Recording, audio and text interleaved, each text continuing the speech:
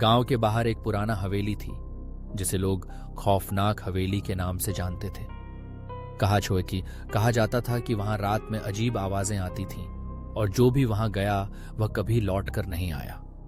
एक रात 4 दोस्त राज, सुमित, नीता और पूजा ने तय किया कि वे इस हवेली की सच्चाई जानेंगे।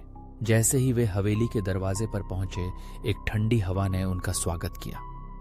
दरवाजे को खोलते ही उन्हें अंदर की दीवारों पर पुरानी तस्वीरें मिली जिनमें एक परिवार मुस्कुरा रहा था, लेकिन उनकी आंखें अजीब सी लग रही थीं, जैसे वे उन्हें देख रही हों। वे अंदर गए और जैसे ही उन्होंने एक कमरे का दरवाजा खोला, अचानक एक तेज आवाज गूंजी, यहां से जाओ। सब डर गए, लेकिन सुमित ने हिम्मत जुटाई और कहा, यह बस एक पुरानी हवेली है, हमें डरने की जरूरत नहीं है। लेकिन तभी नीता की चीख सुनाई दी।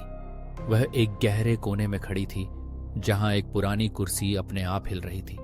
सबने देखा कि कुर्सी के पास एक धुंधली आकृति थी जो धीरे धीरे उनकी ओर बढ़ रही थी। राज ने कहा, हमें भागना चाहिए, लेकिन जैसे ही वे भागने लगे, दरवाजा अपने आप बंद हो गया। हवेली की दीवारों ने अजीब आवाजें करना शुरू कर दिया। अचानक पूजा की आंखों के सामने वह आकृति आई और उसने कहा, तुमने हमें जगाया है, अब तुम हमारे साथ रहोगे। एक पल में चारों दोस्तों का अस्तित्व हवेली में समा गया। अब वे भी उस परिवार का हिस्सा बन गए जिनकी तस्वीरें दीवारों पर थीं। हवेली फिर से खामोश हो गई, लेकिन रात के अंधेरे में उनकी चीखें सुनाई देती रहीं।